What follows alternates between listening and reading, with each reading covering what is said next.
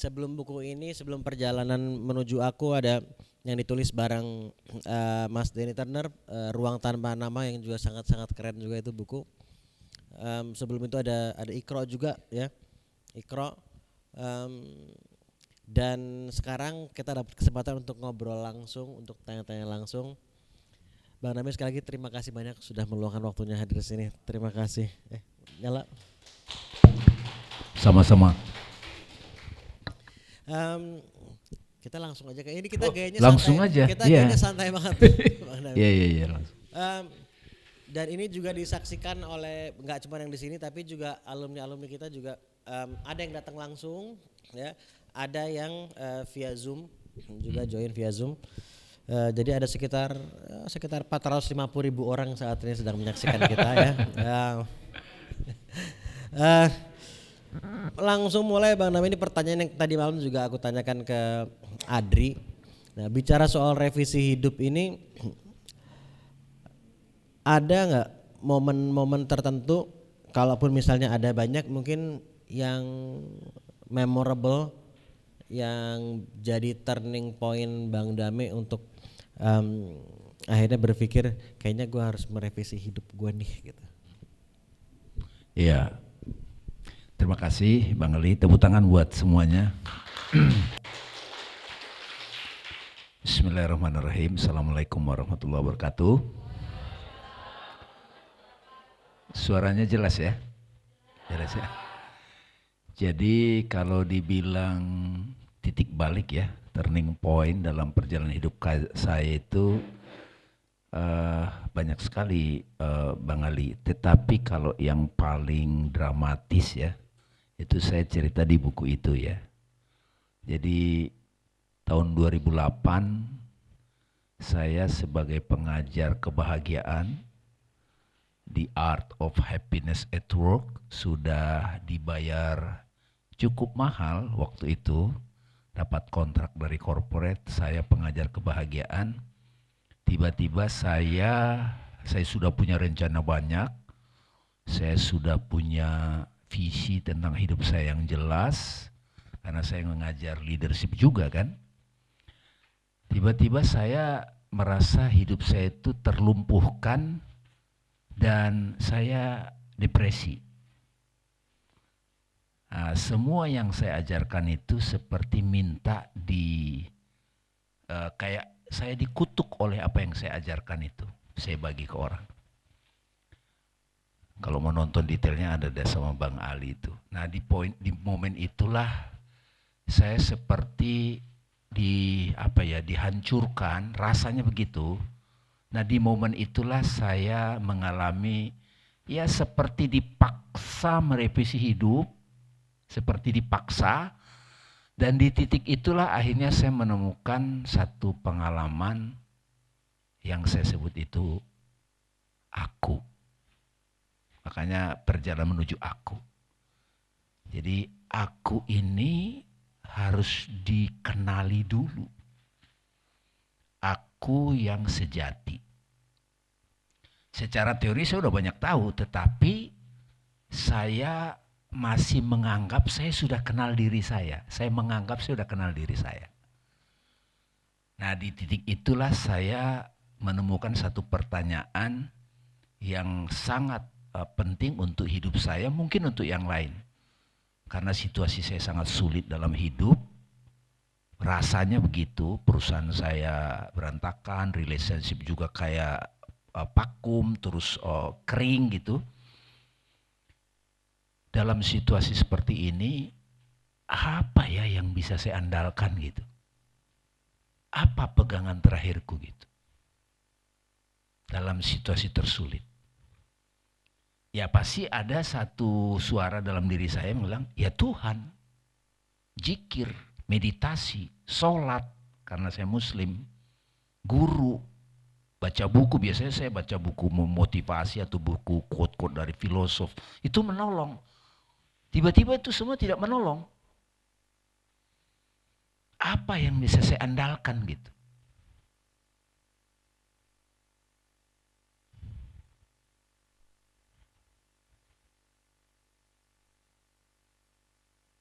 Saya bayangkan saya di Kutub Utara, saya di penjara paling tidak nyaman. Pokoknya situasi lah. Bayangkan kalau di penjara, dihina orang semuanya, reputasi hancur. Seperti kita lihat sekarang di TV kan banyak pejabat-pejabat tiba-tiba kayak reputasi yang dihancurkan. Padahal mereka orang-orang sukses. Saya tahu rasanya itu. Kayak kita tak berdaya. Saya tidak percaya diri untuk mengajar. Padahal saya biasanya mengajak orang untuk percaya diri, saya tiba-tiba tidak percaya diri. Nah, disitulah saya menemukan pertanyaan pengungkit. Apa andalanmu? Apa peganganmu di situasi tersulit? Situasi ini apa? Ngomong lagi, Tuhan. Ya dari tadi saya manggil Tuhan, kok nggak nongol-nongol? Saya butuh tenang sekarang, saya butuh damai sekarang. Saya pingin tenang gitu. Pasangan, keluarga, anak, gak bisa nolong. Zikir, meditasi, udah ngajar meditasi.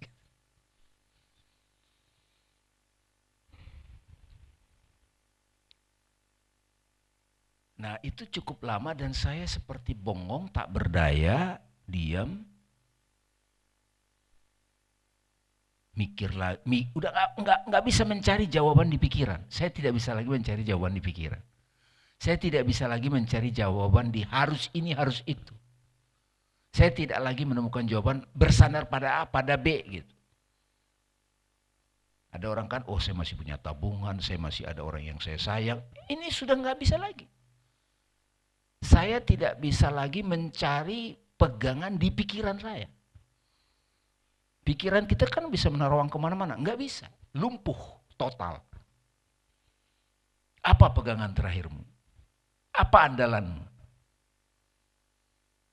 Dalam situasi apapun dia selalu bisa diandalkan.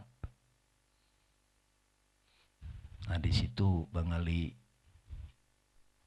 saya ini sampai sekarang saya pegang. Jawaban itu bukan dari pikiran. Bukan dari bacaan.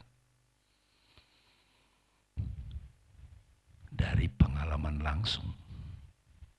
Direct path. Direct experience. Hanya sederhana sebetulnya. Saya hanya bernafas.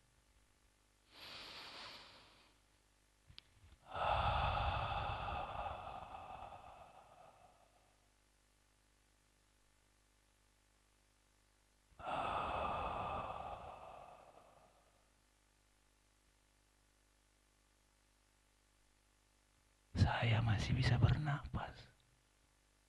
It's okay. Saya masih hidup.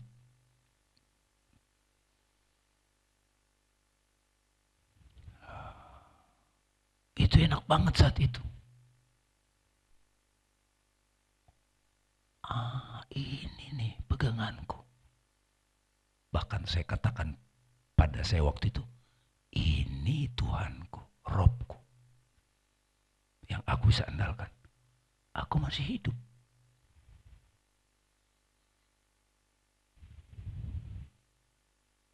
Itu Bang Ali, saya bolak-balik di rumah di kamar.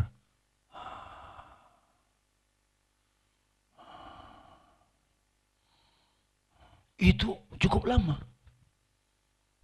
Bahkan besok berminggu-minggu saya jadi slow. Saya jadi, kan di rumah saya ada taman kan. Ini selama ini saya nggak merhatiin taman itu. Tapi dengan saya menjalani hidup seperti itu, saya jadi ngelihat indahnya bunga, kupu-kupu. Saya sekarang mulai, wah ini namanya being aware.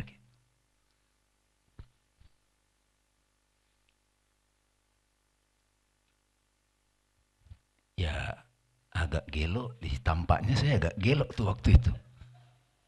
Saya tidak perlu apa-apa untuk happy, untuk damai, untuk bahagia, untuk apapun yang dicari miliuner, triliuner. Dia mau mencari ini. Saya udah punya kok, selama ini saya nggak sadar ini.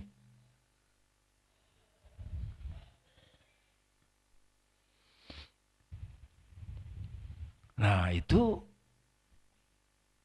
pokoknya ada apapun udah, ternyata energi saya, pikiran saya lebih jernih, segala macam itu jadi clear.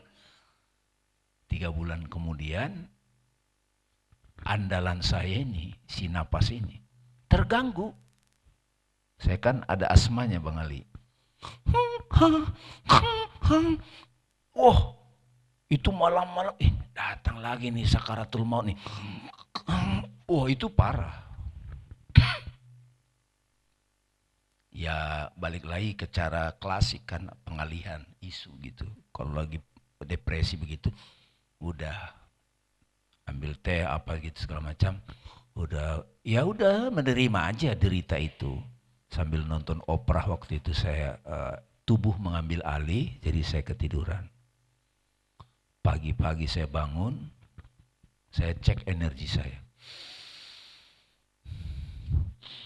Biasanya kalau dua-duanya lancar itu energi oke gitu. Ada dialog lagi. Tadi malam mau mati ya rasanya. Iya, emang kamu butuh apa? Saya butuh napas. Tanpa napas saya mati. Baru suara itu ngasih tahu lagi. Kamu butuh napas atau aku? Oh, Tuhanku bukan napas. Yang berada di baliknya. Sang hidup.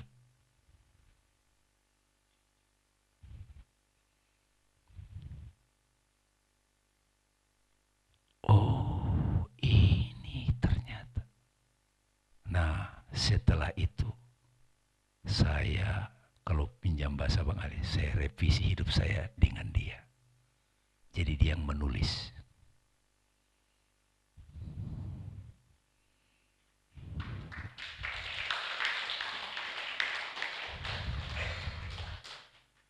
Jadi saya ngerti perjalanan itu harus si Damai yang nulis tahap awal. Banyak ingin. Itu ada yang tersambung, ada yang kabur. Tapi sejak itu Bang, ini pertanyaan bagus.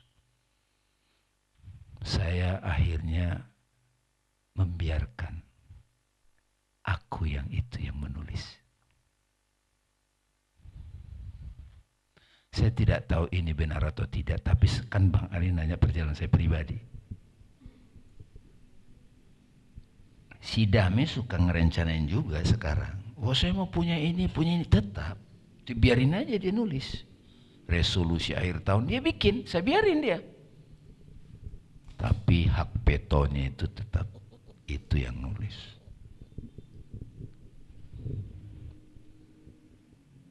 Nah akhirnya ya itu, jadi saya jadi ke Amerika lagi, ada retreat. Jadi struktur berpikir saya, cara saya memandang dunia modern itu semua direvisi. Itu akhirnya saya jadi melihat keindahan agama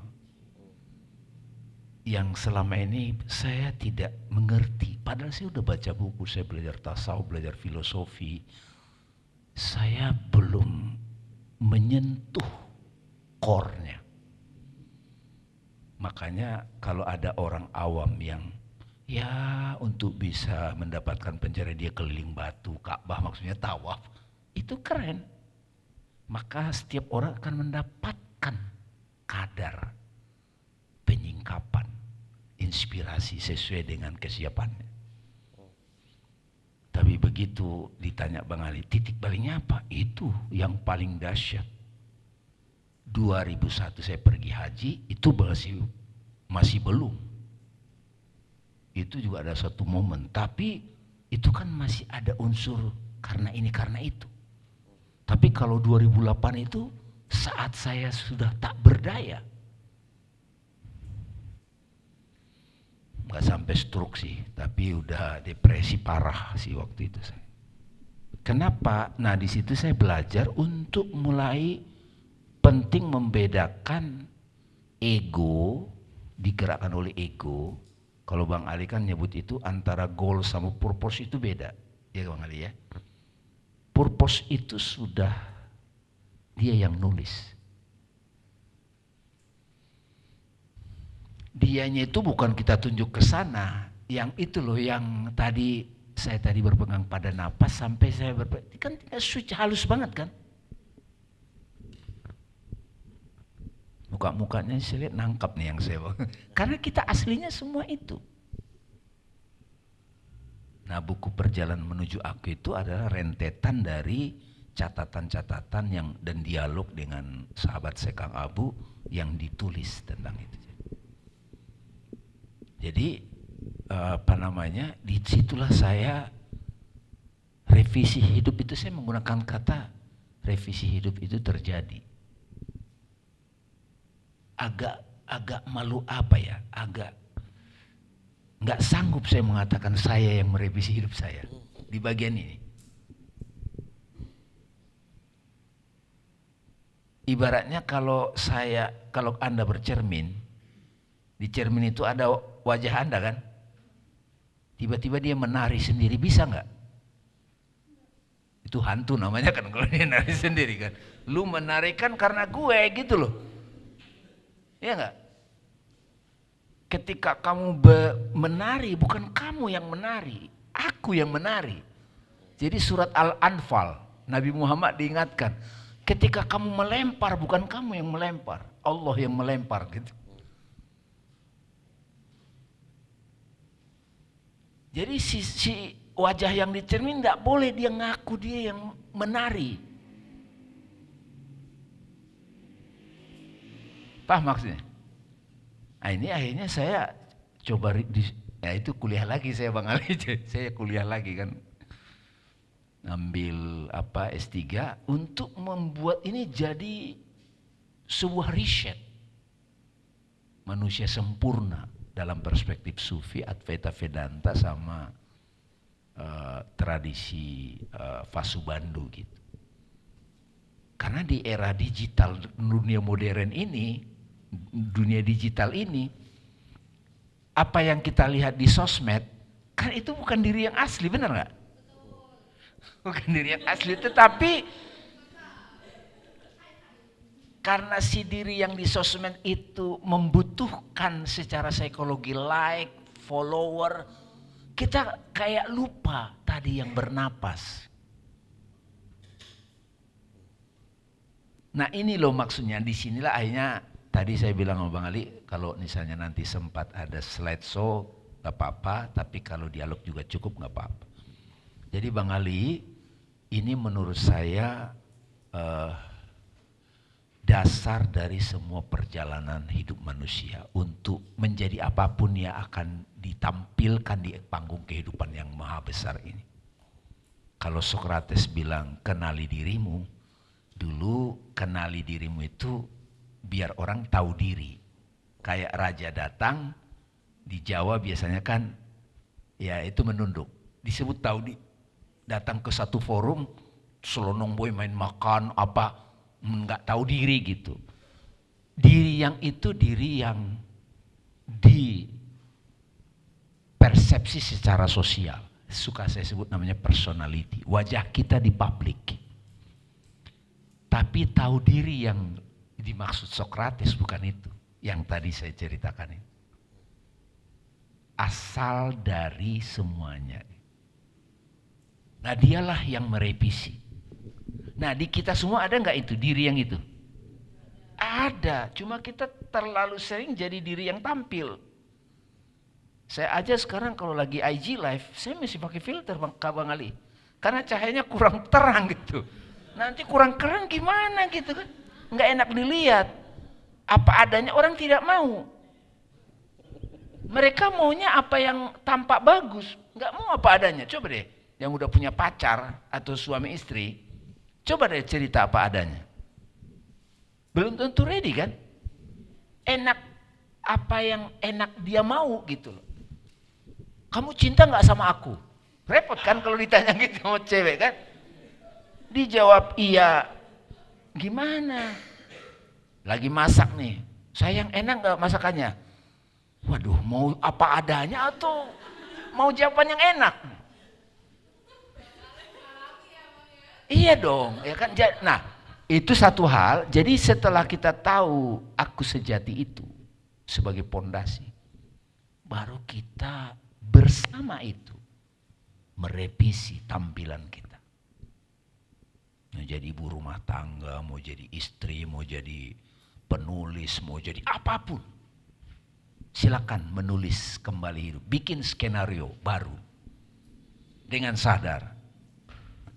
Bukan skenario yang ditulis oleh diri-diri kita yang traumatik. Dendam kemiskinan misalnya, kan ada orang gitu kan. Karena dia dari dulu kecil miskin, wah gua harus kaya. Jadi juga. Tapi yang meng-create itu dendam. Ini enggak menghancurkan program sebelumnya kan? Enggak. Selaras kan? Selaras. Kalau sama Bang Ali pasti selaras. Iya kan? Tapi gini, makanya kan waktu diundang Bang Ali, Bang ikut karena saya udah 2 kali di podcastnya Bang Ali. Dan Bang Ali bersedia, aku ngomong apa adanya ya, iya. Karena orang yang umur 70 pun belum tentu dia tahu dirinya dengan clear. Makanya di masa tuanya dia hampa. Dia punya semuanya, tapi dia hampa.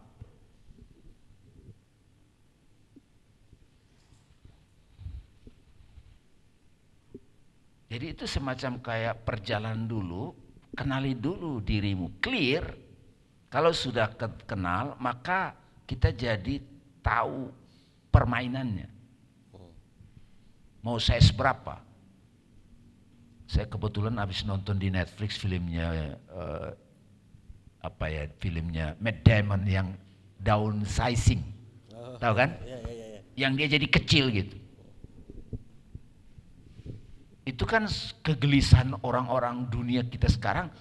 Ini nanti kalau ras manusia terlalu banyak kemana ya kita? Itu kan pencarian-pencarian yang karena mereka terlalu materialistik. Mereka tidak melihat ada dimensi lain.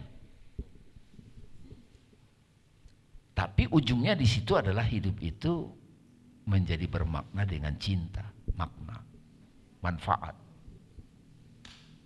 Gitu Bang Ali. Ya.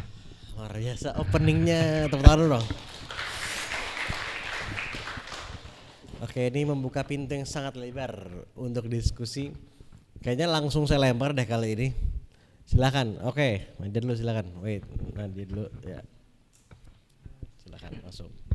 Ya, Assalamualaikum warahmatullahi wabarakatuh. Alhamdulillah sangat senang sekali bisa bertemu dengan Bang Damai.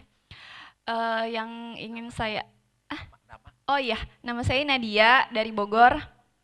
Nah, sebelumnya jujur saya belum tahu Bang Damai sama sekali. Ini pertama kalinya dan ternyata sangat menyentuh gitu, relate dengan apa yang pernah saya alami. Saya ingin bertanya tentang perjalanan hidup yang tadi Bang Damai ceritain. Nah, saya tuh pernah dalam posisi yang anxiety gitu loh Bang. Sampai yang kayak sudah ke fisik tuh kayak sampai bergetar, terus kayak aduh rasanya kayak mau mati gitu ya. Terus itu tuh kayak jadi trauma jadinya tuh. Jadi kayak dalam menjalani kehidupan selanjutnya tuh setelahnya, hari-hari setelahnya tuh kayak banyak banget ketakutan gitu, kayak nggak mau ketemu orang, nggak mau melakukan aktivitas di luar rumah, pokoknya di dalam rumah aja. Ketemu orang tuh jadinya takut, padahal sebelumnya tuh saya orang yang maksudnya kemana-mana gitu, tapi dalam suatu kondisi tuh berada dalam posisi seperti itu dan belajar, tapi seiring berjalannya waktu bisa kayak menerima, tapi rasa itu tuh kayak masih selalu ada gitu. Kayak misalnya di dalam sini tuh kayak tiba-tiba aduh kok kayak gini ya, kok kayak jadi kayak mengingat lagi kejadian itu. Nah, yang tadi Bang Dami ceritain tuh gimana ya caranya supaya kita tuh kayak bisa ya baik-baik aja gitu, karena kan semuanya udah ditulis sama Allah gitu. Nah, kurang lebih seperti itu. Makasih. Ini langsung atau langsung ya? Tepuk tangan buat Nadia. Salah satu keindahan belajar seperti ini adalah yang bertanya itu juga perantara buat kita semua belajar. Jadi dialog ini sudah termasuk meditasi, kontemplasi. Jadi jangan bayangkan meditasi itu hanya duduk diam satu-satu. Itu satu hal. Tapi dialog seperti ini sudah termasuk meditasi. Karena itu pertanyaan kita semua. Jadi Nadia, apa yang dialami Nadia itu saya melewati juga. Nah sekarang gimana? Kalau sekarang jadi berbeda menghadapi si Nadia yang itu.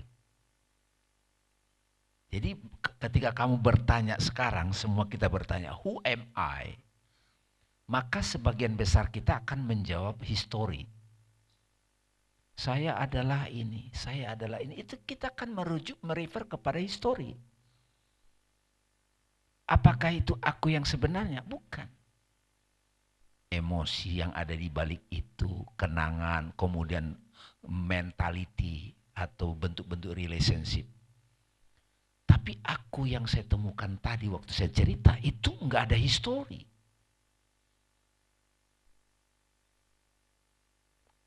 Enggak ada formnya. Coba, kalau teman-teman sekarang mau mengalami langsung, bernapas dengan sadar. Inhale, exhale. Kita tidak bisa membantah, itu real. Betul? Yang bernapas itu, kita kasih nama apa? Bukan damai. Pokoknya ada aja kan? Ada. Nah, kita kasih nama ada. Ada yang bernapas. Ada itu bahasa Arabnya wujud. Bahasa Inggrisnya being. Nah, yang ada ini dia bukan laki, bukan perempuan. Bukan tua, bukan muda, bukan sedih, bukan senang. Ada aja, benar gak? Kita sering sebagai itu. Aku yang itu, ada yang itu. Sekarang kita kasih nama ada itu aku. Kita sering alam itu lagi tidur pulas. Itu. Ada yang bernapas kan? Deep sleep. Terus mimpi. Waktu mimpi ada yang tampil, betul nggak? Kita sebut siapa itu? Gue, betul nggak? Gue dikejar-kejar anjing. Gue dikejar-kejar mantan gue. Itu history, itu kita kasih aku persona. Imaginary self. Pokoknya gitu. Ada yang dikejar-kejar, ada yang mengejar-ngejar gitu. Gitu. Jatuh dari tempat tidur. Awake. Ini namanya awakening. Bangun dari mimpinya berakhir. Terus saya terjaga. Jadi ada 3 fase pengalaman di situ. Deep sleep. Saya tanya Nadia. Nadia tadi malam gimana tidurnya? Mimpi bang. Kok tahu? Ya, saya ngalamin. Saya menyaksikan kejadian dalam mimpi kan. Seolah-olah real. Betul nggak? Saya tanya besoknya, Nadia tadi malam tidurnya apa? Pulas. Kok tahu? Karena saya mengalami pulas. Jadi tidur pulas itu juga kesadaran. Absence of things. Nggak ada yang menampil.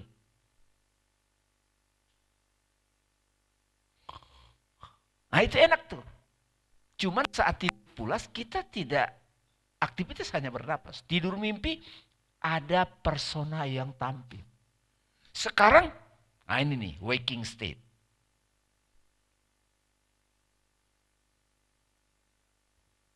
Coba ingat ibu sekarang. Ibu ada di mana? Di Ternate. Tahu aja ibu? Kalau ibu lagi galak tahu? Tahu Nadia yang digalakin?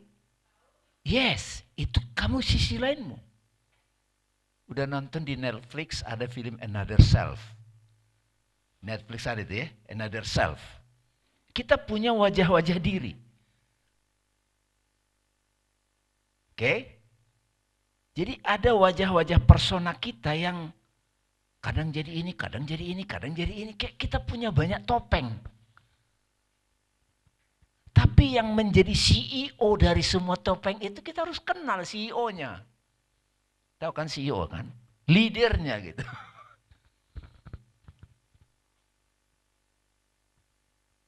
Jadi si Nadia yang depresi. Gitu aja depresi. Bisa saya katakan begitu sama si Nadia yang itu. Ngapain sih lu depresi? Siapa yang ngomong ini? Ada aku yang sadar terhadap persona Nadia yang depresi. Jadi sahabat-sahabat sekalian, kalau belum kenal CEO-nya ini, kita akan identifikasi diri kita sebagai si depresi itu. Jadi waktu saya cerita yang tadi, itu saya kembali ke apa adanya saya tanpa atribut. Di Al-Quran namanya fitrah. Puasa tujuannya apa? Kembali. Banyak orang mengartikan kembali ke fitrah. Kan tidak makan, tidak minum. Begitu lebaran. Kembali opordosis. Opor kan terus kan? Opor. Seminggu udah. Dia bilang itu kembali ke fitrah. No. Kembali ke fitrah, kembali kepada diri kita yang apa adanya tanpa atribut.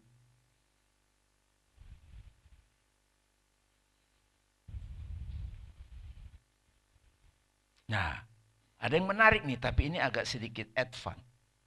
Saya tahun yang lalu ya, saya kan pernah mati suri, saya pernah cerita sama Bang Ali. Umur 7 tahun saya mati suri, koma. Lalu waktu setahun yang lalu, saya sakit lumayan. Jadi setiap saya sakit, saya itu ikro. Ini ada lagi nih yang mau diajarin nih. Jadi saya sudah tidak mau berkeluh kesah, saya terima sakitnya nggak enak, tapi sambil di dalam senyum. Ini ntar lagi diajarin nih ilmu-ilmu dahsyat gitu. Karena supaya ilmunya bukan cuma analisa dari buku. Tapi dari kepedihan itu kita bisa lewatin tuh neraka-neraka itu. Tapi nggak gosong. Nabi Muhammad waktu Isra Mi'raj itu melewati neraka kan, tapi nggak gosong. Kalau kita masuk neraka nyungsep, patah hati, aduh, seolah-olah di dunia ini kita paling menderita. Makanya sekarang saya tertawain si Dame yang itu. Gitu aja kamu. Kalau kata Gus Dur kan gitu aja kok repot katanya. Kenapa? Gus Dur cuma begini. Jadi balik lagi. Nabi bersabda, saya mesti kutip ini kata-kata Nabi bagus, tapi universal. Kalian hidup di dunia ini tertidur, mimpi. Begitu kamu mati, kamu baru bangun. Nah yang mati yang mana? Jangan nunggu badannya yang mati. Si Dame yang merasa dia adalah yang asli. Itu yang gelisah. Sampai kapan? Tapi begitu saya bukan itu. Dia hanya topeng yang sementara dipakai. Itu baru damai bersamamu, kata Krisye. Oke, tepuk tangan sekali dong. Tepuk tangan dong, luar biasa.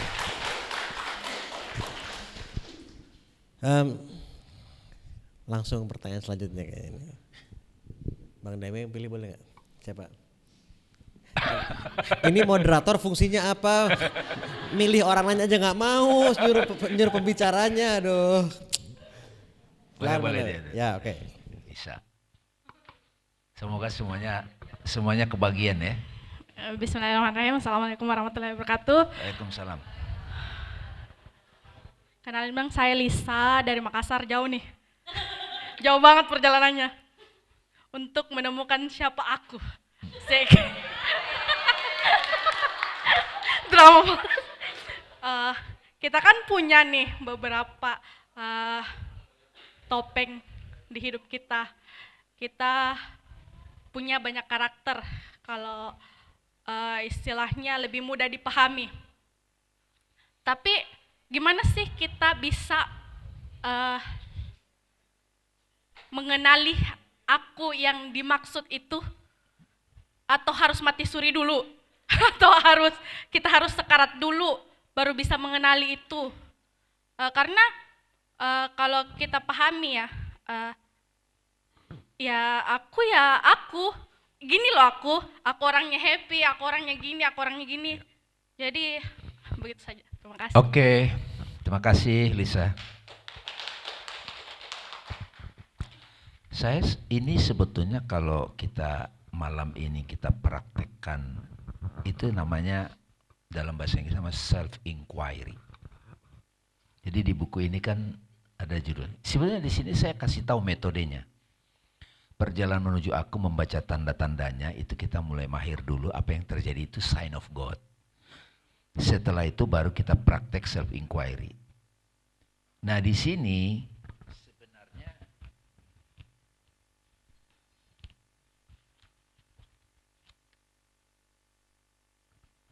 di bagian prolog itu saya kasih tahu metodenya. Jadi kalau ini dibaca pelan-pelan itu terjadi. Tapi saya coba ajak praktek sekarang. Ya. Karena waktu pandemik kemarin itu kan kita kayak negeri hantu, negeri monster kan. Lagi dilihatin orang itu kan zaman-zaman itu kan wah itu kayak takut kita dianggap monster gitu. Menularkan penyakit Covid gitu. Nah, saya waktu itu habis pulang dari India, terus ke Portugal, memperdalam self inquiry. Inilah ajaran dari tradisi Vedanta. Di Islam itu sebenarnya ada mengenal diri, mengenal Tuhan. Tetapi metode yang umum ada namanya tarekat, tazkiyatun nafas. Di psikologi beda lagi, pikiran sadar, pikiran bawah sadar gitu. Nah, begitu saya ketemu self inquiry ini mudah sebetulnya. Nah, waktu pandemik itu, kan dengan self inquiry kan kita menemukan kedamaian tanpa sebab. Nah, waktu itu saya sempat bikin podcast di apartemen Bris. Saya turun ke bawah kan, zaman pandemik masih udah boleh kan, ada supir angkot. Saya liatin dia kusut itu kan. Terus, mas, mau nggak saya ajarin cara berbahagia? Saya bilang. Maksud saya mau ngajarin self inquiry, mengenal aku. Maaf ya Pak, maaf. Saya lagi ngejar setoran katanya. Jadi yang dipentingkan oleh dia setoran, betul nggak? Apapun yang kita pentingkan, kalau saya pinjam cara tradisi Islam, itu jadi ilah loh. Ilah artinya Tuhanmu, yang kamu sembah. Yang kamu pentingkan. Yang dia pentingkan setoran. Oke? Dia nggak bisa saya ajarin self inquiry. Jadi yang dari Makassar ini atau dari mana-mana ini emang sudah siap self inquiry kan gitu. Nah, karena self inquiry itu cenderung jalan jenana, pengetahuan. Begitu intelektual, matang secara mental. Ma'rifat kalau dalam tasawuf. Jalan yang satunya yang mesti disuri atau stroke atau di masuk ICU itu the way of fear. Harus merasakan terpuruk. Pada saat terpuruk itu mau kemana kita? Ke diri sendiri. Nah, di situ ada satu kondisi terjadi dalam self inquiry. Ada satu lagi the way of love, jalan cinta. Begitu kita jatuh cinta, wah itu gampang tuh self inquiry. Mau makan, ingat kamu. Mau tidur, ingat. Tapi happy, itu Rumi begitu. Sampai dia tahu yang dia cintai itu dirinya. Your imagination. Sang kekasih yang kamu rindukan itu ada di mana sih? In your imagination.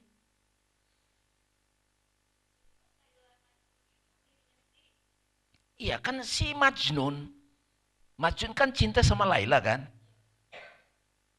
Laila. Begitu dia kepincut. Satu hari Laila yang disebut si Laila ada badannya. Namanya siapa? Hei, aku di sini. Laila, nggak dengar dia. Laila yang manggil dia. Karena dia udah ketemu Laila yang tak terbatas. Itu jalan cinta. Mau jalan yang mana? The way of fear, the way of love, atau the way of knowledge?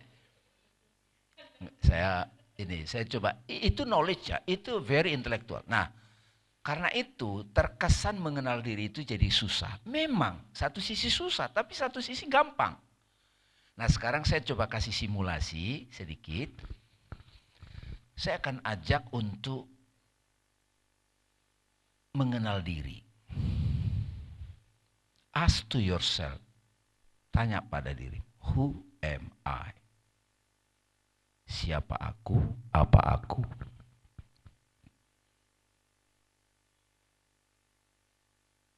Apapun yang kita jawab, itu bukan kata ustadz, kata kitab suci, kata hadis, kata psikolog, kata Bang Dame, kata Bang Ali, bukan. Referensinya adalah pengalamanku.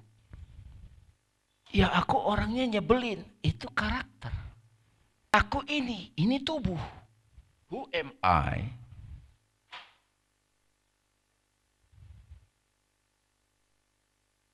Ini tubuh. Tubuh ini punya organ, betul? Salah satunya mata. Lewat mata, aku punya pengalaman melihat. Lewat telinga, aku punya pengalaman mendengar. Saya tidak bilang telinga yang mendengar ya. Lewat telinga, aku punya pengalaman mendengar.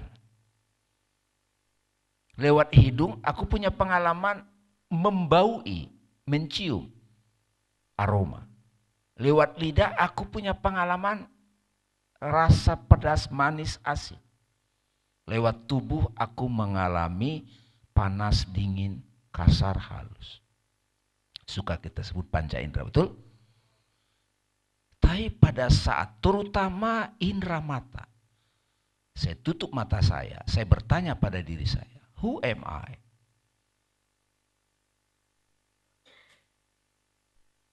Muncul pikiran.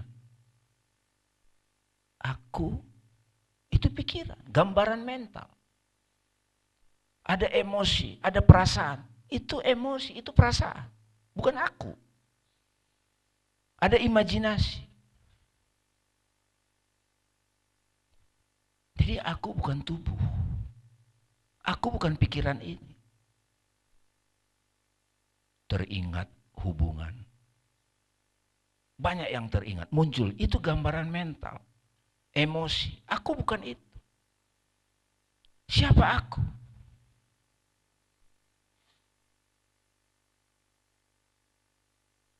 Aku adalah yang menyadari, yang mengetahui semua pengalaman itu. Pengalaman melihat, pengalaman mendengar, pengalaman menghirup, mencium, pengalaman merasa, pengalaman panas dingin, kasar halus, pengalaman berpikir itu pengalaman. Jadi aku adalah yang menyadari semua pengalaman itu. Jadi aku siapa?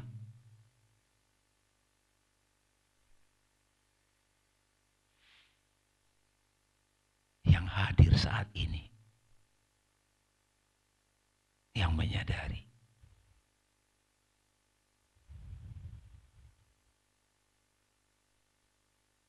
Subjek. Aku ini, itu jadi objek mental. Yang tadi yang gelisah, si Nadia itu. Aku adalah subjek yang sadar itu. Gak bisa digambarkan lagi. Aku yang sekarang saya sadari sebagai diriku ini adalah apakah aku yang menengani si Dame waktu SMA? Yes.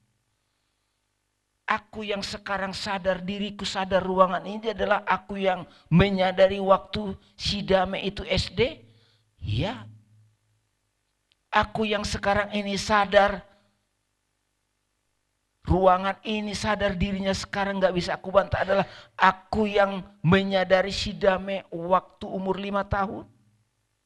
Iya, aku yang sadar saat ini, yang menyadari ruangan ini, menyadari semua ini, menjadi pikiran perasaan adalah aku yang sama dengan saat aku dijanin.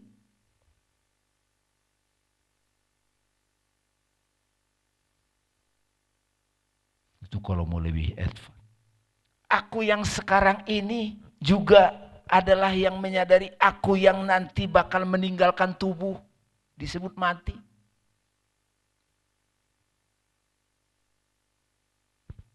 Who am I? Aku adalah yang menyadari, yang mengetahui semua pengalaman pada level fisik, level pikiran, level perasaan, level imajinasi, level memori. Itu seperti teman-teman. Kita sering menyadari benda-benda di ruangan ini, betul nggak? Ada kursi, ada apapun. Tapi kita suka lupa sebelum ada benda-benda furniture ini. Duluan apa yang ada? Ruangan, betul nggak? Bisa nggak kita menggambarkan ruangan? Space.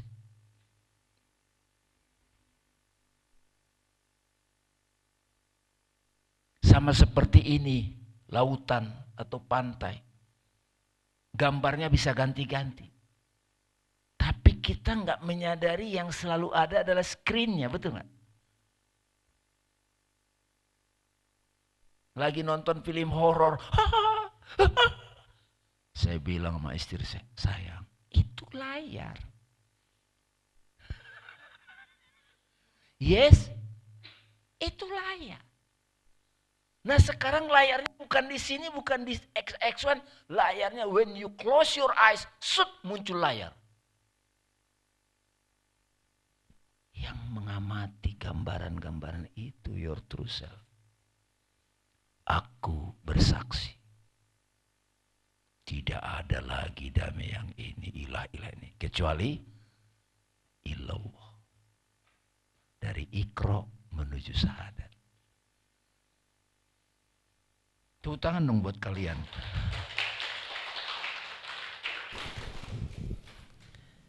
Selanjutnya,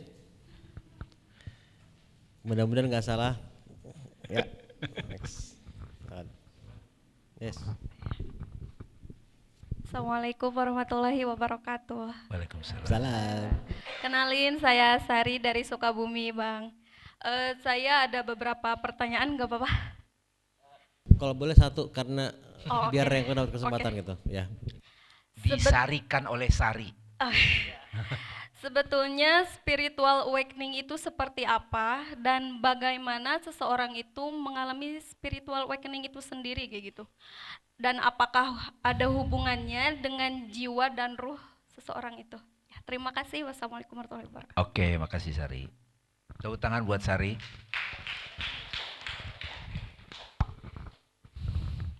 Jadi memang manusia pada umumnya senang kalau spiritual awakening itu spektakuler.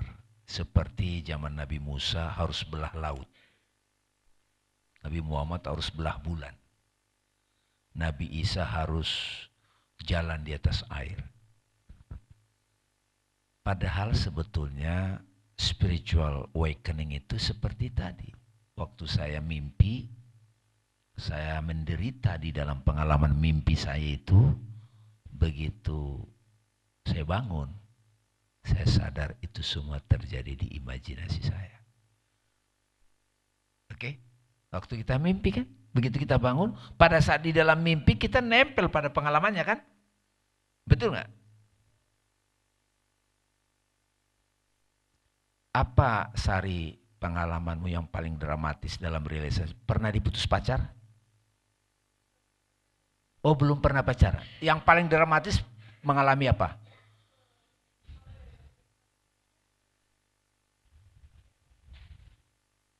Kalau tadi kan depresi. Apa sebabnya, triggernya, dramanya apa? Oleh siapa? Saat itu si Sari itu, si Persona Sari benci nggak sama papa? Benci. Ada Sari yang membenci papa. Kenapa dia benci? Karena dia merasa tak berdaya, betul? Ada Sari yang merasa tak berdaya. Itu bukan aku sejati loh.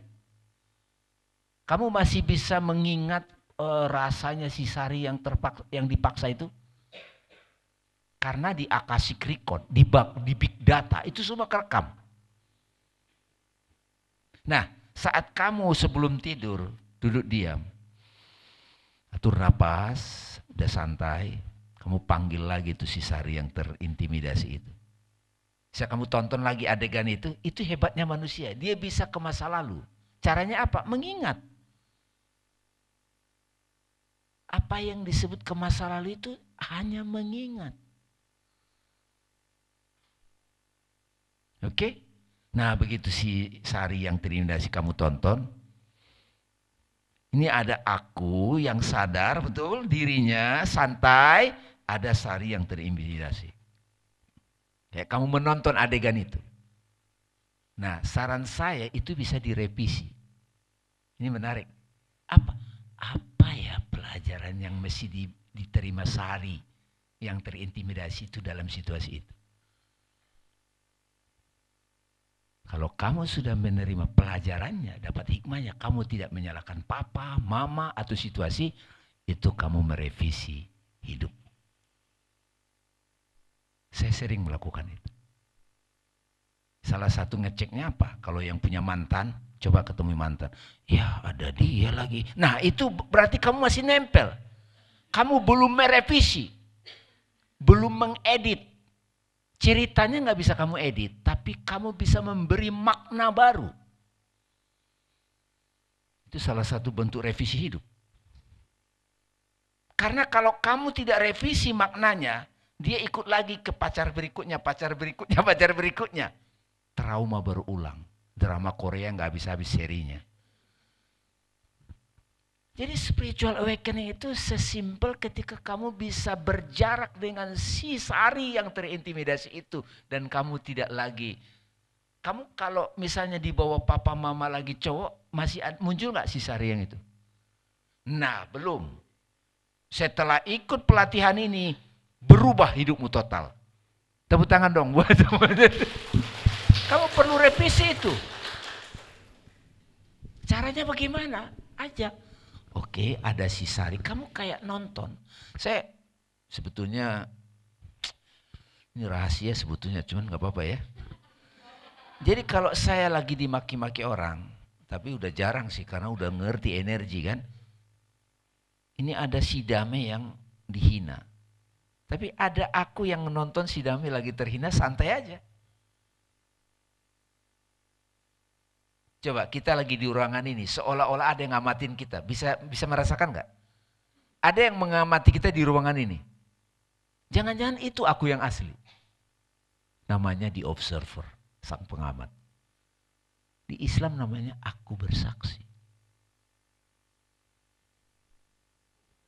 Aku bersaksi, sang penyaksi.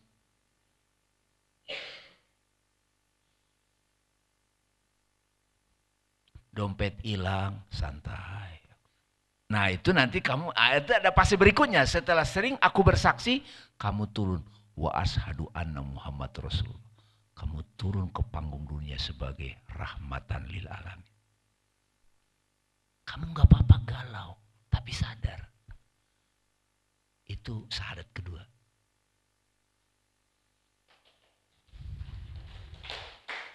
Jadi mengenal diri itu ada di syahadat. Mengenal diri ada di syahadat.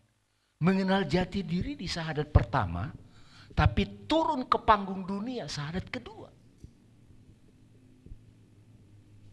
Jadi itu sebabnya pada waktu saya diundang di pandemik itu, ngobrol di YouTube atau di podcast, tadinya saya nggak mau. Waktunya kamu untuk jadi turun ke panggung, tapi dengan sadar. Bukan lagi karena pengen tampil, pengen dianggap hebat. Sudah mission, itu yang bilang Bang Ali, purpose.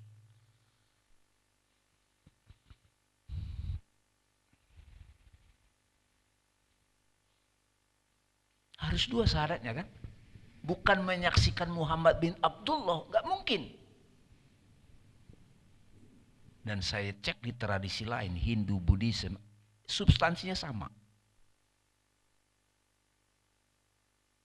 Jadi aku bersaksi tiada Tuhan selain Allah itu, kamu tidak lagi bertuhan pada egomu. Karena ego itu punya ini sendiri. Seorang mau jadi wali kota, Tuhannya apa? Terpilih. Tiap hari lagu Allahu Akbar, semoga saya terpilih. Allahu Akbar. Oh, salah nggak? Ini bukan tentang benar salah. Ini proses bagaimana perjalanan kesadaran.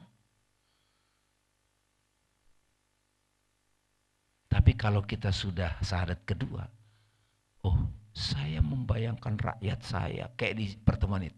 Saya di pertemuan ini kan saya sama Bang Ali asiknya begitu.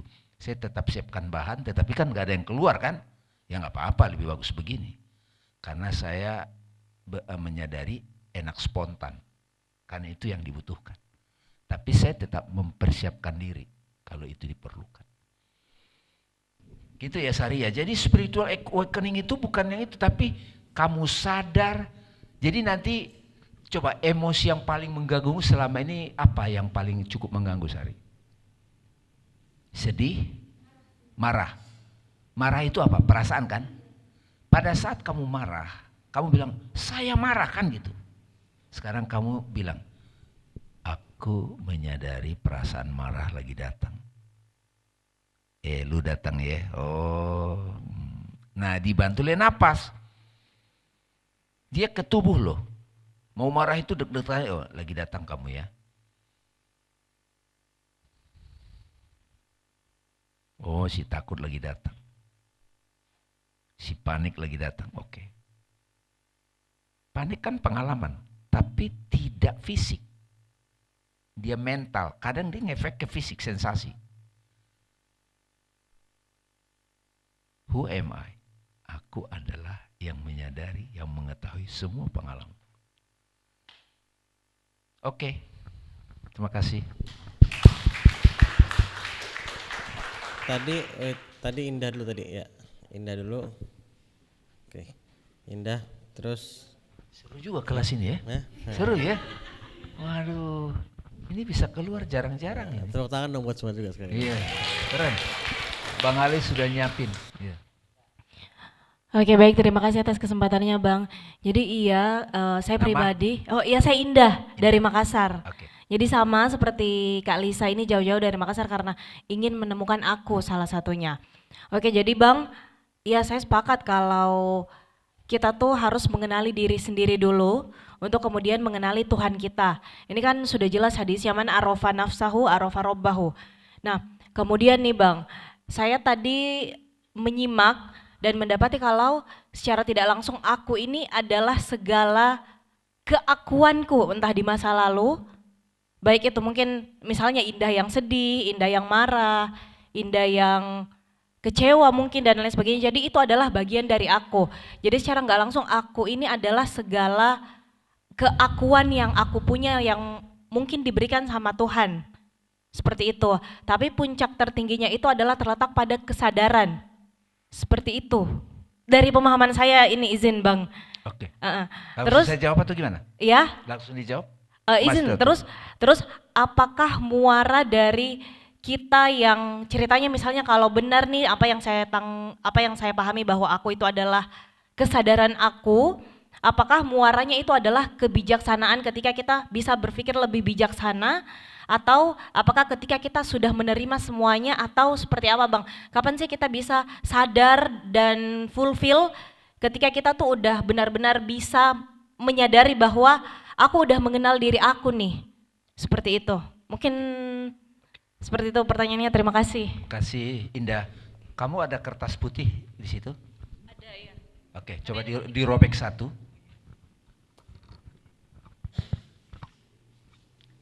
Pernah TK kan? Oke, saya kasih waktu 20 detik kamu buat sesuatu dari situ.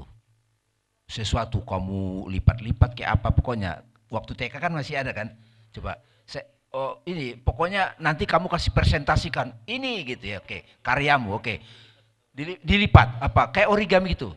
1, 2, 3, 3, 4, 5, 6, 7, 8, 9, 10, 11, 12, 13, 14, 15, 16, 17, 18, 19, 20. Oke, tepuk tangan. Kamu berdiri. Kamu persepsikan apa itu karyamu? Coba. Ini adalah berdiri. Ini adalah Oke, kasih tahu. Ini adalah pesawat. Betul nggak? Kertas. Ini Pesawat adalah kertas. Origami. Oke. Coba lempar ke sini. Izin Bang. Yuk. Sorry Kak.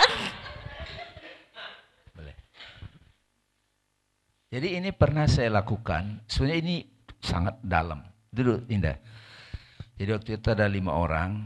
Saya kasih. Saya kok, 20 detik.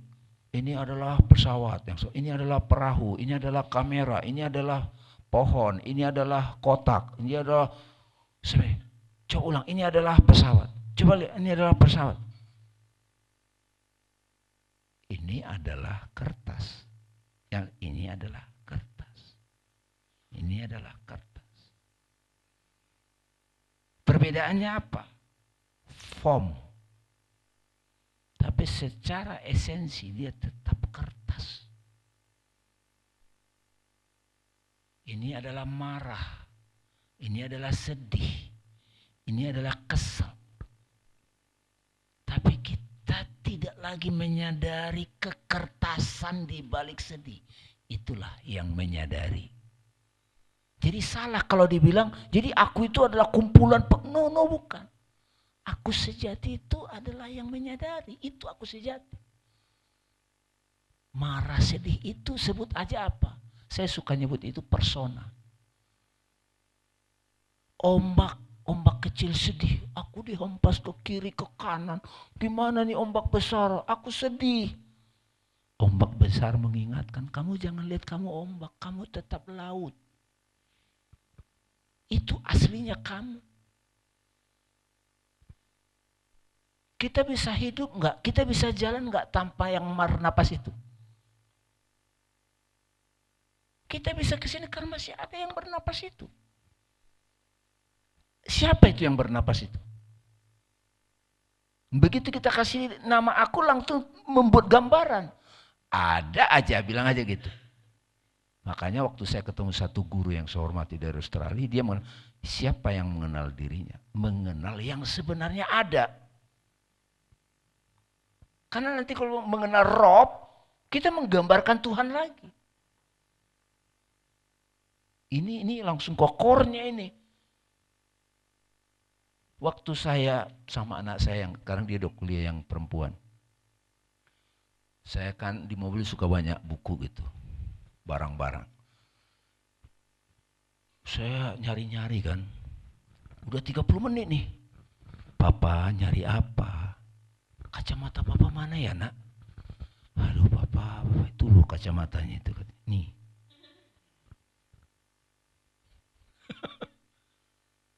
Kacamata di situ tapi nggak sadar ada di situ. Jadi pada saat kamu sedih, jangan cuma fokus pada sedihnya. Yang menyadari sedih. Kan tadi Tuhan saya itu nafas, saya masih hidup. Dimatangin lagi, bukan napasnya yang kamu perhatiin. Yang bernapas. Akhirnya saya temu satu hadis qudsi. Aku ada dalam setiap tarikan napas.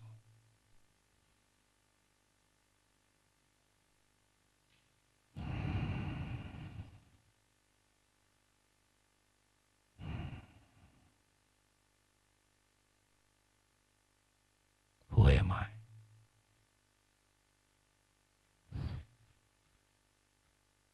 Kita miliaran manusia amnesia. Bukan cuma lupa, amnesia rame-rame. Tapi kalau nggak amnesia nggak ada drama.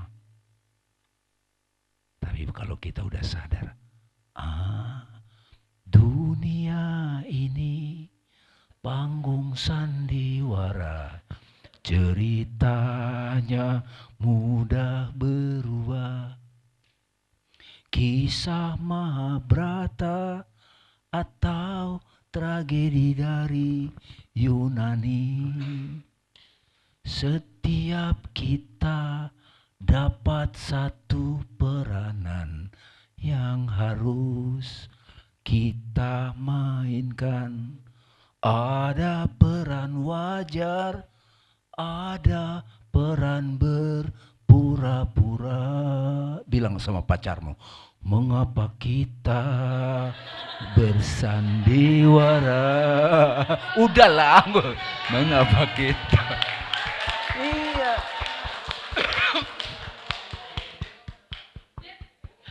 Al-Quran bilang, tidaklah kami ciptakan kehidupan dunia ini kecuali permainan dan senda gurau. Tapi ingat, akhirat itu lebih baik bagimu jika kamu bertakwa. Jadi bertakwa itu sekarang saya maknai bukan pakai baju koko, baju takwa. Menjalani hidup sadar. Itulah yang Bang Ali bilang mindfulness, meminjam dari bahasa Western mind. Waspada. Waspada. Kamu di chatting dapat postingan WA grup, waspada. Ini terjadi teori konspirasi. Wah, itu gampang kita di framing. Waspada.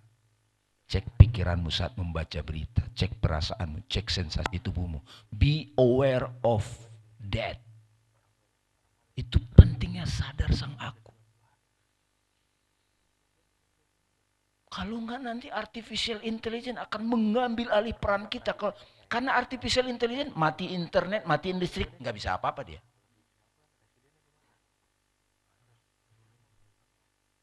Itu yang coba saya ingin share kemana-mana. Ini banyak dari jangan ingat siapa dirimu. Nah, kalau kita pinjam Asmulna, salah satu sifat dari sang aku, sang ada itu adalah Al-Hayyu, Al-Qayyum. Berdiri tegak, independen. Jadi hidup ayat kursi itu. Orang di DPR rebutan kursi kan. Karena orang sadar sang aku, dia punya ayat kursi. Setan takut. Ini lagi di hotel ada apa gitu. Ada ketahuan, Allah, makin takut. Sadar aku, oh ini cuma pikiranku yang takut.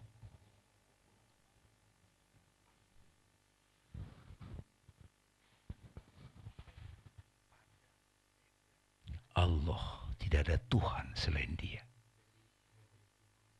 Innani anallah la ilaha illa ana. Ini ustadznya keluar ya.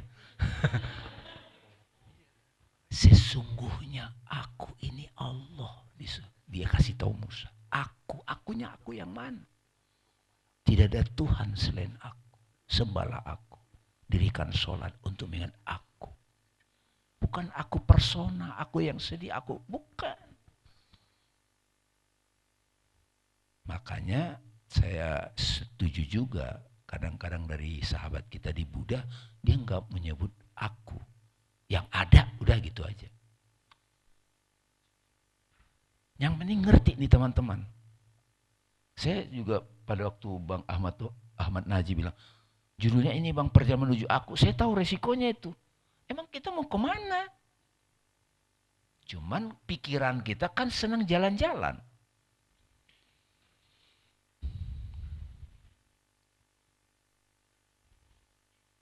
Oke kan? Untung ada rekamannya ya. Ada rekamannya, ini bisa diulang-ulang, tonton ulang ya. Karena ini teman-teman keren banget kalian. Tepuk tangan buat kalian ya.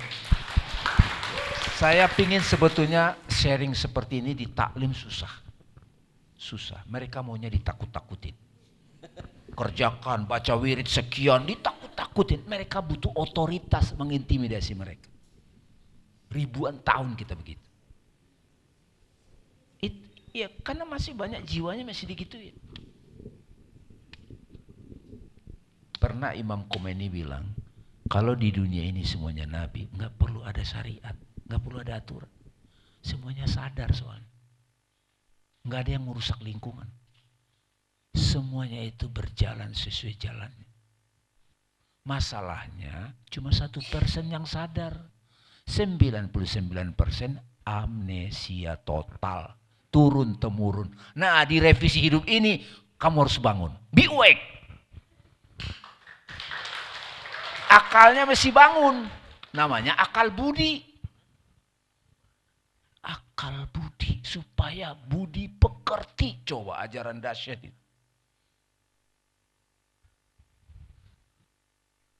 Oke, terima kasih. Aisyah, silakan. Ya, tadi ke Aisyah. Ya, ya. Silakan. Dari berbagai kota ya. Hah? Iya, dan ini ada dari ini lintas batch alumni kan kita bolehkan join, sebagian juga Iya, iya, dari batch-batch sebelumnya lintas. Iya. Silakan. Oke, terima kasih Mas Ali kesempatannya. Assalamualaikum warahmatullahi wabarakatuh, Bang Dame dan semuanya. Perkenalkan, saya Aisyah. Jadi ini sebenarnya pertanyaan meeting internal sih tadi pagi. Tapi pas jawabannya udah tanya aja sama Bang Dame. Jadi aku lagi merenungkan tentang teori hierarki Maslow dalam proses menemukan misi jiwa. Jadi teori ini kan bilang kalau manusia baru sampai aktualisasi diri atau self transcendence setelah kebutuhannya itu terpenuhi.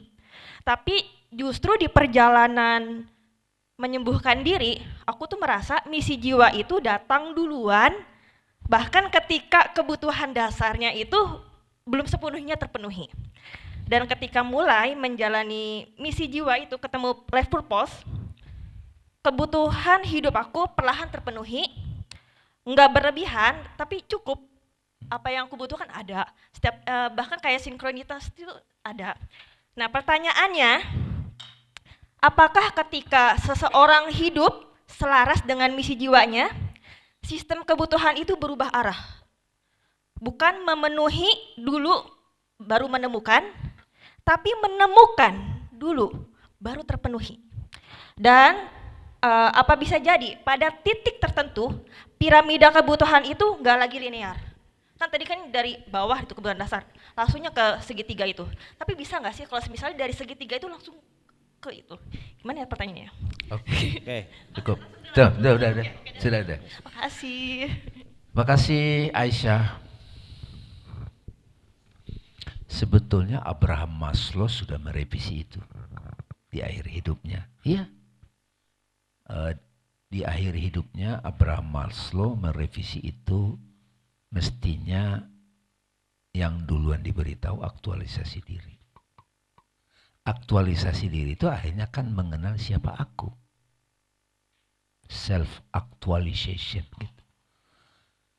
Nah, cuman secara umum manusia perjalanannya secara logik begitu. Basic need dulu gitu. Jadi kan ini akhirnya membuat kita bijaksana. Saya misalnya gini, Bang Dami masih bikin rencana enggak? Saya punya tim, kita tetap bikin rencana, tapi sudah ada kesadaran yang selalu menemani kita. Kita agile ya, kan ada istilah agile kan, lincah gitu. Jadi kita tetap memperhatikan kehadiran dari Sang Aku atau Tuhan, ketuhanan menuntun kita menjalani proses itu. Jadi kalau terus terang maunya saya nih, misalnya ke anak nih, kamu jalan misi hidupmu udah semua beres. Tapi perjalanan dia nggak gitu. Ada beberapa perjalanan itu mesti dia lewatin dulu, pengkolan-pengkolan itu. Dia mesti patah hati gitu. Jadi kadang-kadang itu repotnya salah satu sufferingnya mentor gitu. Ketika saya coaching orang misalnya, aduh dia belagu banget ya gayanya ya kayak gue dulu sih. Tapi memang dia harus ngalamin itu baru dia bisa bijak. Kalau dikasih tahu sekarang nggak bisa dia. Jadi dia memang gua harus kaya dulu baru misi jiwa. Pret sama misi jiwa katanya. Jim Carrey ngomong, saya udah dapatkan uang yang aku inginkan.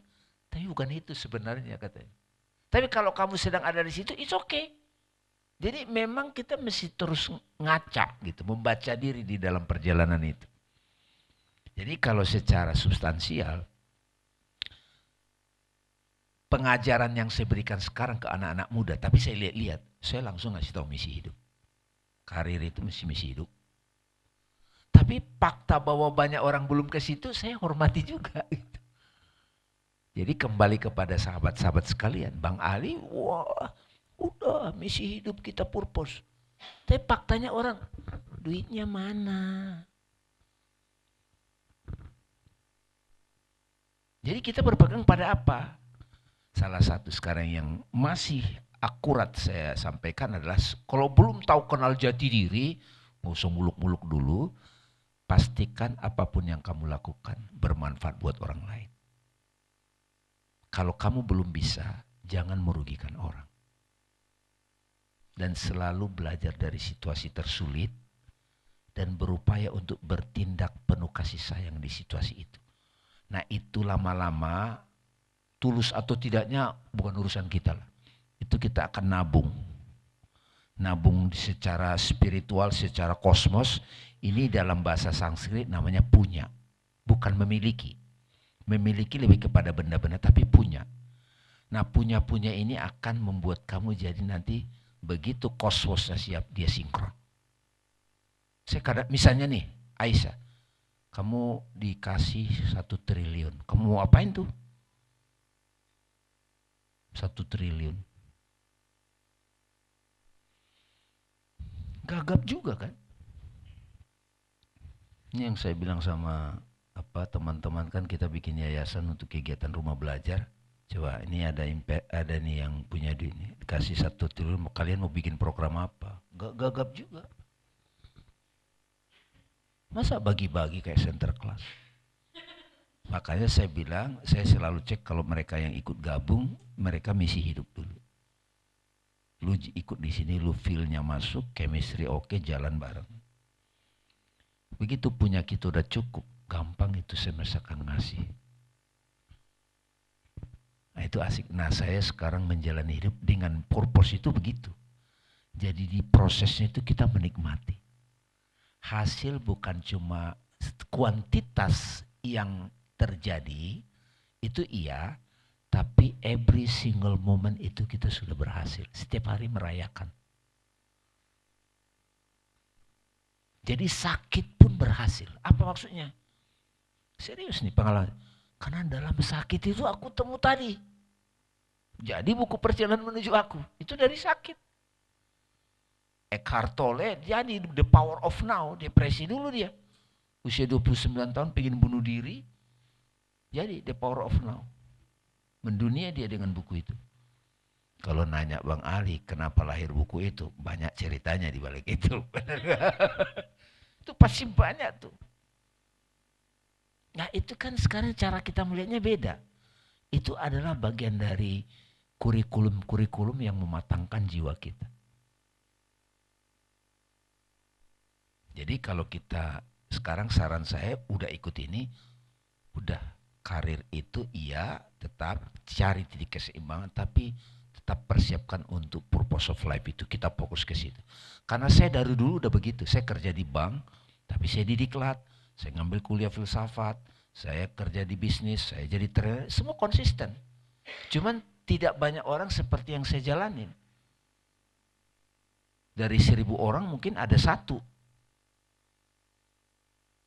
Kebanyakan orang nggak begitu memang, nggak makna hidup, nggak hari gini gitu. Padahal sistem semesta, begitu kamu sejalan dengan misi hidupmu, purpose of life, kamu clear dengan itu, kamu happy dengan itu, maka semua akan ngikut. Masalah size-nya itu kita menantang diri. Tadi aja saya ngobrol sama Bang Ali misalnya. Kan Bang Ali kan CEO dari 4 penerbitan. Coba kalau ada 20 penerbitan Bang Ali CEO-nya. Gempor juga kali Bang Ali. Iya kan? Gaji gede misalnya. Fasilitas ada misalnya. Tapi mimpin 10. Gimana kalau jadi presiden? Jadi menteri?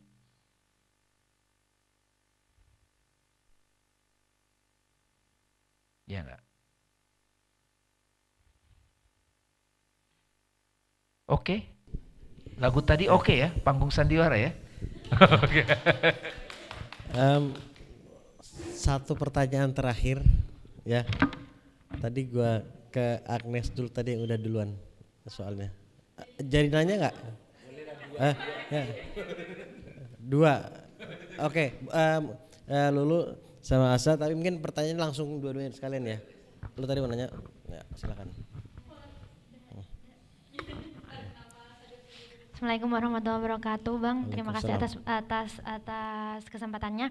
Nah, dari seperjalanan saya mendengarkan cerita Abang berarti zuhud ya, bersyukur ya, seperti itu. Nah, jadi kita itu kan terus habis itu kita itu berarti bisa menciptakan imajinasi gitu. Nah, bagaimana untuk membatasi imajinasi yang buruk gitu? Udah.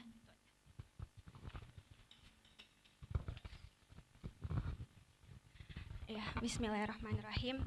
Terima kasih atas kesempatannya, Bang. Pertanyaan saya, kalau sekarang Abang Ame sudah belajar dan mengetahui aku yang itu, yang Abang maksud itu, apa yang Abang harapkan di akhir kehidupannya Abang? Terima kasih. Thank you. Asa. Lulu ya. Ada istilah dalam Al-Quran bagus tuh, kun fayakun. Ya. Kalau Stephen Covey menyebut dua penciptaan ya. Penciptaan di level mental, imajinasi alatnya, membayangkan, visualisasi. Bang Ali pasti udah ngajarin. Lalu dia konkret. Ini sebenarnya saling terkait. Bahkan pada waktu kita mencipta di imajinasi pun, itu tanda petik seolah-olah itu sudah terjadi. Nah itu yang saya bilang waktu saya mati suri itu, saya sebagai roh itu, sang aku itu apa yang saya imajinasikan jadi. Bayangkan kalau kita nggak punya badan, sate, set langsung. Ferrari, set jadi. Karena kita ada badan, jadi dia butuh terikat pada ruang dan waktu. Makanya kun di level imajinasi, fayakun itu ada orkestra semesta. Nah, kalau itu imajinasi buruk, siapa yang memberi penilaian itu baik atau buruk? Diri kita yang terbatas dong. Kalau di level imajinasi nggak ada baik buruk.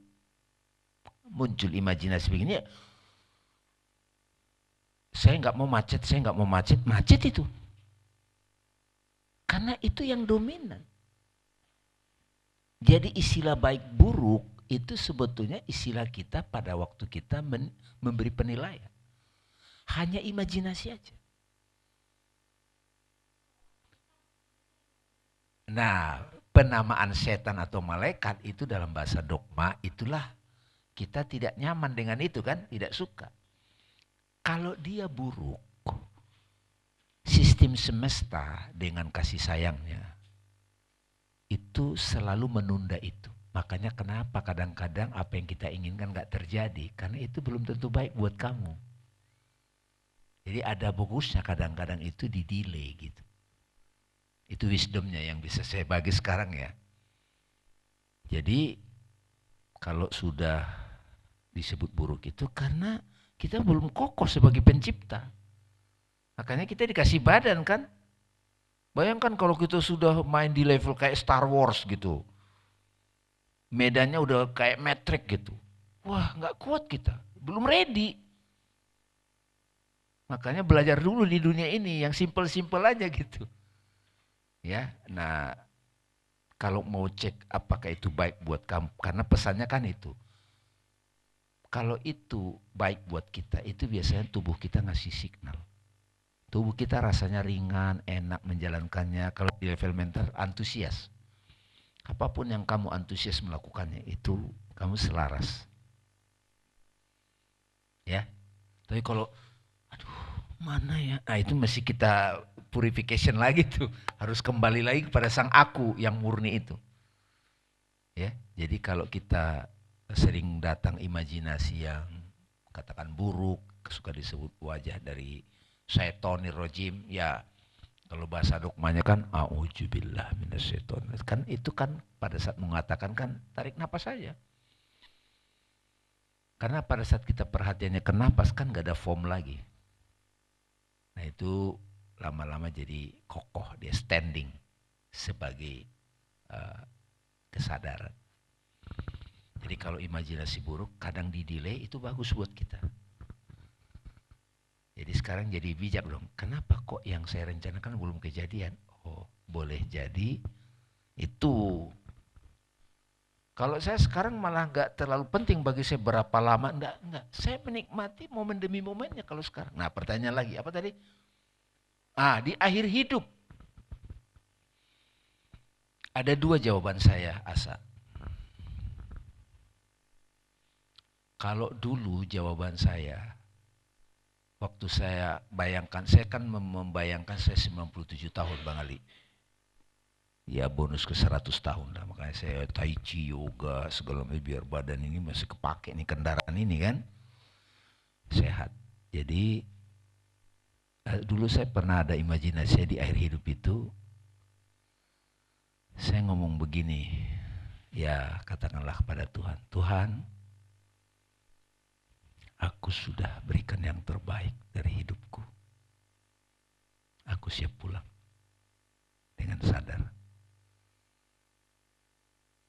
Semampuku aku sudah berikan yang terbaik dari hidupku.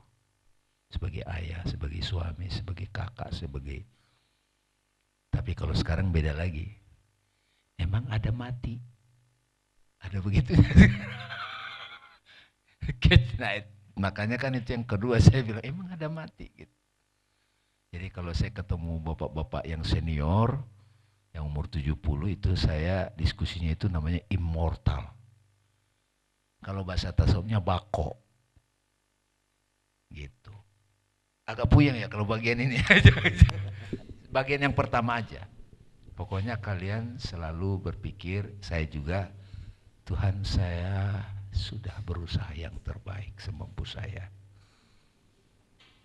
untuk memerankan apa yang kau kehendaki. Tapi belakangan berjalannya waktu setelah belajar, hei Dame, emang mati ada? Gitu. Sekarang kan orang bisa ketemu saya di YouTube banyak, benar nggak? Dame yang asli yang mana? Yang ini apa yang di YouTube? Ini badannya. Kalau ini mati, kan di YouTube saya sama Bang Ali itu powerful loh itu. Jadi yang asli itu datang ke imajinasi kalian. Sejak pertemuan hari ini sudah ada damai di benak kalian, benar nggak? Itu yang asli. Ini badan. Yang itu apa? Itu knowledge of God.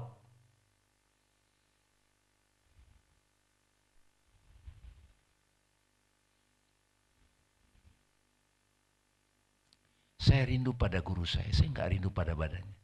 Saya rindu dia sebagai ajaran, knowledge. Dia abadi dalam diri saya. Itu yang dikatakan Pak Habibie. Waktu Bu Ainun meninggal, Pak Habibie itu oleng Bang. Kan saya beberapa 2,5 tahun ngajar di rumah beliau. Wah oleng Pak Habibie. Tiap hari ke makam, begitu bangun tidur, ada Ainun gitu. Akhirnya apa solusinya biar bisa tidur? Dia hanya mau dengar dokter dari Jerman. Sarannya ada 3. 1, minum obat tidur biar bisa tidur. Ada efek. Yang kedua apa? Ada yang nemenin ngobrol, psikolog atau psikiater. Siapa yang kuat gitu. Dia pintar banget. Ada cara ketiga. Tulis semua pengalamanmu bersama Ainun. Dia tulis jurnal. Saya sampai sekarang senang jurnal nih.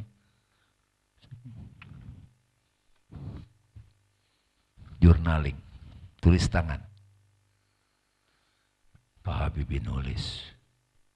Jadilah buku Ainun Habibie. Jadi film BCL sama Reza Radian itu. Dan waktu di Mata Najwa, Pak Habibie ditanya, gimana? Aku memang sedih ketika Ainun meninggal. Tapi sekarang aku tahu dia ada di dalam darahku, katanya. Wah, itu keren, itu sudah tahu itu. Itu sudah Laila Majnun itu. Jadi gurumu itu sudah ada di dalam darahmu.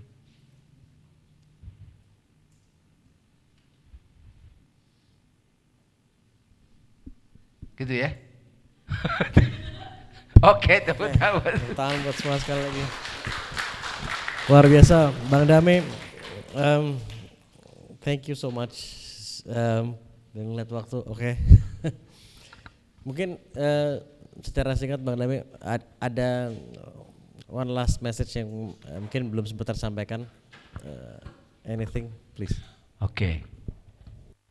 Saya berterima kasih pada sahabat-sahabat semua, terutama Bang Ali dan Pak Panitia, bisa hadir di sini merasakan vibrasi kita semua ini sudah on the track, kita sudah ada di jalannya, dan manusia itu luar biasa.